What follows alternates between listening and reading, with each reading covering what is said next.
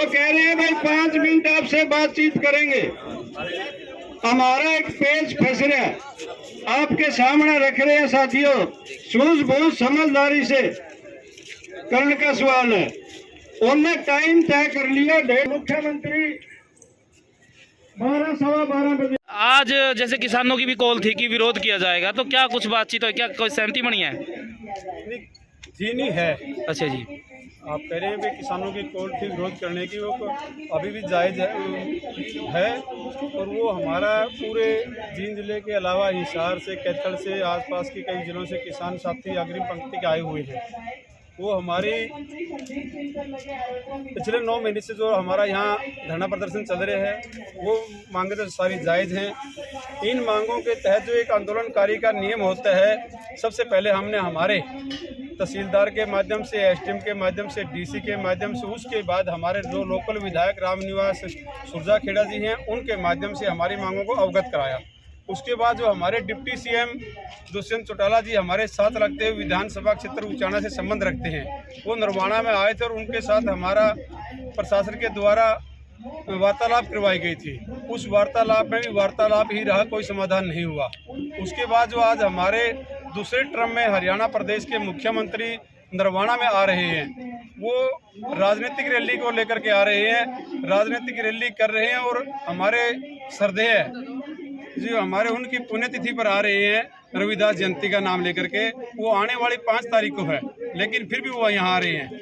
हम चाहते हैं कि आप मीडिया के माध्यम से हमारे किसान कमेरे वर्ग की मांग को, ये नरवाना तहसील भी एक हरियाणा के मानचित्र के ऊपर है, ये कोई बाहर से नहीं है, ये हरियाणा से अलग नहीं है। जो हमारे जींद के डीसी हैं, उनके द्वारा जो हमारे जल भराव की बात करें, गुलाबी सुंडी की बात करें, इसके अलावा अन्य जो हमारी मांगे हैं वो अन्य तहसीलों के अंदर दे दी गई है। नरवाना तहसील के अंदर अब तक उनके ऊपर कोई गौर नहीं हुआ है। इसके अलावा हमारे उचाना क्षेत्र के बहुत सारे साथी जो हमारे साथ भी खड़े हुए हैं, उनके ऊपर केस बनाए गए, वो केस वापसी का मुद्दा है। और इन सब बातों के अलावा हरियाणा प्रदेश के मुख्यमंत्री ने जब 13 महीने का किसान आंदोलन समाप्त हुआ, उस समय हमारे से हरियाणा एसकेएम से बातचीत हुई थी। मुख्यमंत्री ने स्वयं अपने मुख से कहा कि मैं पिछले मुख्यमंत्रियों की तरह नहीं हूँ, जो वादा करूँगा वो पूर्ण करूँगा। उस हमारे 150 किसानों की लिस्ट मुख्यमंत्री के अधिकारियों को दी गई। उस 150 किसानों में से आज भी हमारे बहुत सारे किसान, 1 दर्जन के लगभग 5 लाख रुपए के मुआवजे से पेंडिंग हैं और 9 किसान हमारे ऐसे गंभीर रूप से घायल थे।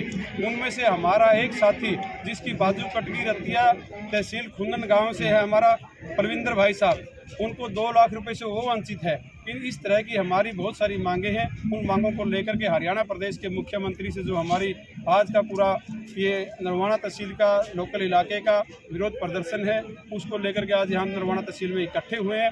प्रशासन की तरफ से अभी हमारे को एक संदेश आया है कि हमारी आपसे मुख्यमंत्री से वार्ता करवाई जाएगी। अगर मुख्यमंत्री सौहार्दपूर्ण माहौल में किसानों की बात की समस्या का हल करता है तो उस बात के लिए धन्यवाद है। अन्यथा जिस तरह से पहले डिप्टी सीएम के द्वारा या लोकल विधायक गुमराह किया गया, वो हम उस किसी बात पर सहमत नहीं होंगे। पूरा इलाका का किसान का मेरा वर्ग आज आया हुआ है, तो फिर हमारा विरोध लगातार जारी रहेगा। एसोसिएशन भी विरोध कर रही है और उनको लगातार गिरफ्तार किया जा रहा है। देखो, सरपंचों का उनका अपना मामला है, तो उनका विरोध है कि टेंडरिंग जो है और एक राइट टू रिकॉल, इसको वापस लिया जाए। तो किसानों ने भी समर्थन किया है, ये उनकी मांग जायज़ है, वापस लेना चाहिए सरकार ने। भाई अगर सरकार ने 2-2.5 साल से जब चुनाव नहीं हो रहे थे, चुनाव क्यों करवाए? अगर इन पर ये कानून थोपने थे। आज छोटी सरकार है सरपंचों की, वो भी धरने पर बैठी है, किसान भी धरने पर बैठा, मजदूर भी धरने पर बैठा, छोटा व्यापारी कर्मचारी भी धरने पर बैठा, तो इसलिए सारा देश, आम जनता भी धरने पर बैठी हुई है। तो ये हमें नहीं पता ये देश किस तरफ जा रहा है। कल बजट आया था, बजट में आपने देखा होगा कि किसानों का भी बजट घटाने का काम किया है, नरेगा को भी कम करने का काम किया है, ये मजदूरों का भी नुकसान, शिक्षा बजट भी घटाया गया है। और सिर्फ एक चीज़ बढ़ाई गई है कि लोन, कि किसानों को कर्जा ज़्यादा से ज़्यादा दो। ये सरकार की नीति है कि जो किसानों की जमीन है उसको हथियाने की। अगर किसान ज़्यादा कर्जा लेगा तो भरने के लिए किसान के पास कुछ नहीं है। हम चाहते हैं कि किसान को MSP मिले। किसान की स्वामीनाथन आयोग की रिपोर्ट है, उसको सरकार लागू करने का काम करे, उसके अनुसार हमें MSP दी जाए। लेकिन किसान को सब्सिडी दी जाए, वो तो ख़त्म कर रहे हैं, कर्जे को बढ़ा रहे हैं। ये अगर किसान ज़्यादा कर्जा लेगा तो उसकी ज़मीन की कुर्की होगी। अब बैंक भी प्राइवेटकरण कर दिया है बैंकों का, प्राइवेट बैंक लोन देने लग रहे हैं, तो ये जमीन हथियाने का षड्यंत्र है सरकार का। आजाद जी, कल एक बयान आया है CM साहब का कि जो ई टेंडरिंग है और पुरानी पेंशन की बहाली को लेकर उन पर विचार किया गया, लेकिन जो ई टेंडरिंग है वो ख़त्म नहीं किया जाएगा और पुरानी पेंशन है वो लागू नहीं की जाएगी। और जिसको लेकर 400 शिकायत मिली थी कि भ्रष्टाचार होता है, इसलिए ई टेंडरिंग लागू किया गया। तो जब दूसरे हिमाचल में लागू कर दे, दूसरे राजस्थान में लागू करने जा रही है, केरला में लागू कर दे, तो इनको क्या दिक्कत है? भाई पुरानी पेंशन बहाल ही करनी चाहिए। तो ई टेंडरिंग का जब सरपंच विरोध करते हैं, भाई 2 लाख में होता क्या है? पहले भी तो काम हो रहे थे, पिछली सरकारों में भी तो काम हो रही थी। सरकार ने क्या दिक्कत है कि सारे नियम या कानून यही सरकार बनाएगी क्या? 400 शिकायत आया जनता की उनके पास है भ्रष्टाचार की। देखो भ्रष्टाचार तो जब ये जो ठेकेदार है वो नहीं भ्रष्टाचार करते के क्या? सरकार के जो 11 महकमे दूसरे चौटाला बैठा है, क्या उनकी फाइल नहीं खुल रही के? सरकारें भ्रष्टाचारों की है। ये कितने घोटाले हुए सरकार में? आप रजिस्ट्री घोटाला देखिए, शराब घोटाला देखिए, लेकिन क्या सरपंच घोटाला करते? अभी तक तो इन सरपंचों ने काम भी नहीं शुरू किया, कोई इनके पास ग्रांट भी नहीं आई, तो पहले चोर बता रही है सरकार। क्या ये सरकार क्या दूध की दोई है? कि आप देखिए ना, देश का प्रधानमंत्री अडानी को बचाने के लिए कितना, एक इंधन वर्ग जो एजेंसी है उसने एक बयान दिया था, उसकी 3/3 प्रॉपर्टी घट गई, वो 3रे नंबर से आज 20वें नंबर पर चला गया, और फिर भी सरकार उसकी मदद कर रही है। 300 करोड़ रुपए अब भी दे दिए। तो ये सरकार कहाँ पाक साफ है, कहाँ दूध की दुल्ही है? हम कहना चाहते हैं ये तो सिर्फ छोटे जैसे बड़ी मछली छोटी मछली को खाती है नहीं, उसी प्रकार का इस सरकार का रवैया है। ठीक है सर। हाँ जी, सिक्किम जी, अभी जब जो रविदास जयंती है वहाँ पर लड़कियों के जो काले कपड़े पहनी हुई है या कुछ भी पहने हुई है, तो उनको कह रहे हैं कि उतार के आओ आप। मतलब ये क्या मकसद है? ये जो सरकार है ना, ये कहती है बेटी बचाओ बेटी पढ़ाओ, और इस सरकार के अंदर सबसे ज्यादा शोषण बेटियों का है। आपने देखा है ये सरकार गाय, गऊ यानी गंगा और बेटी का नाम लेकर आई थी सरकार में, और सबसे ज्यादा इसी चीज का शोषण है। आप लोगों ने देखा होगा, संदीप मंत्री है और एक हमारा अंतर्राष्ट्रीय महिला है। मतलब इस सरकार के अंदर सबसे ज्यादा भ्रष्ट और बलात्कारी और गंदे लोग बैठे हैं जो बेटियों का शोषण करते हैं। जब इतने बड़े बड़े पदों के ऊपर बैठ के बेटियों का शोषण करते हैं, और अब इनको काले कपड़ों से डर लगता है।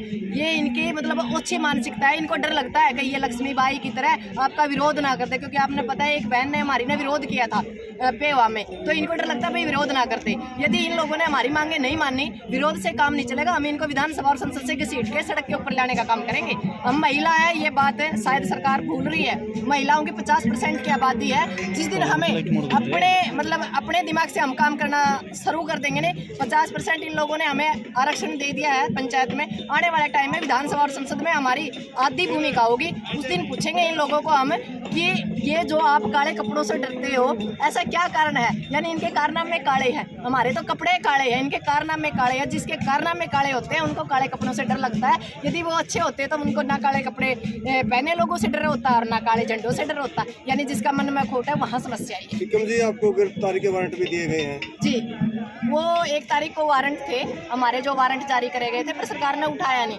शायद उनका ये बात समझ में आएगी, जो जिंदगी में हरेली कर रखी है नहीं, मैं सारे आड़े जींद में रुचाना मेरे नरवाना में आके बैठ जाएंगे, और हम इसी से वारंट आता डरते को नहीं। एक बात बताओ, हमने कराया क्या था?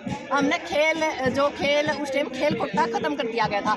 23 मार्च को भगत सिंह जयंती थी। आप एक बात बताओ, भगत सिंह जयंती पे इतने बुरे मतलब गाने गाए करना है, और दुष्यंत ने नचवाए, और खेल कोटा खत्म करके बच्चों को सड़क पे दौड़ाने लग गया। केस तो उसको ऊपर होना चाहिए, दुष्यंत के ऊपर, जिसने बच्चे दौड़ाए। और एक झूठ और बोली उसने, अगर भाई मान लो जो कपड़े है ना, कपड़े देवांगे ना, कपड़े दिए ना जूते दिए। और सबसे बड़ी बात, हमने गलती कुछ नहीं करी, हम उठा कर इन नरवाना सदर थाना में रखे। 12 बजे हमने क्या कराया? हवन ये कराया। ये तो हिंदुओं का बड़ा एजेंडा काटा है, हमने हिंदुए का काम कराया, उड़ा हवन कराया है, और गंगा जल छिड़का, कोई काम तो कराया। ठीक है जी, लास्ट क्वेश्चन उसके ऊपर है। हमारे ऊपर केस हो सुरेश जी। नहीं, हम रोज करांगे, रोज गंगा जल छिड़कांगे। या नलायक सरकार है, जहाँ भी इनके मतलब कदम पड़ेंगे गंगा जल छिड़क कर रावण करके हम उस जगह को साफ करेंगे। इसमें कोई दो राय नहीं। इसका चाहे कितने केस लागो और जब फांसी तोड़ दो, कोई दिक्कत नहीं। सिक्किम जी, अंतिम सवाल है, आज अगर आपकी बातों को नहीं माना जाता है तो फिर आपका अगला कदम क्या अगला कदम ये होगा, जो हमारे बड़े हैं या हमारी जो नरवाना की कमेटी है, क्योंकि यहाँ की अगवानी नरवाना की कमेटी कर रही है, जो भी ये मतलब स्वरूप देंगे या जो भी हमें रास्ता दिखाएंगे, हम उन पर पुल चढ़ाने का काम करेंगे। उचाना की कमेटी, नरवाना की कमेटी एक मिल के काम कर रही है। यदि नरवाना में कोई दिक्कत है तो उचाना साथ, और उचाना है तो नरवाना साथ है। यहाँ अगवानी नरवाना कमेटी की है। जो इन लोगों का फैसला होगा हम उसके ऊपर कार्रवाई करेंगे और पुल खट्टर से मिलने के लिए कितने लोगों की कमेटी 6 या 7 लोगों की एक डेलीगेशन बनाया है और उसको कहा है भी जैसे वो हवाई जहाज से उतरते हैं उसी टाइम उनके साथ बातचीत होगी। यदि बातचीत का कोई स्वरूप बनता है, हमारे अंदर एक दूसरे के अंदर सहमति बनती है तो ठीक है, नहीं तो हम विरोध ठीक है जी। करेंगे। तो हम भी पेंडा छोड़ किसान एकता मजदूर एकता सरपंच भाईचारा एकता जिंदाबाद।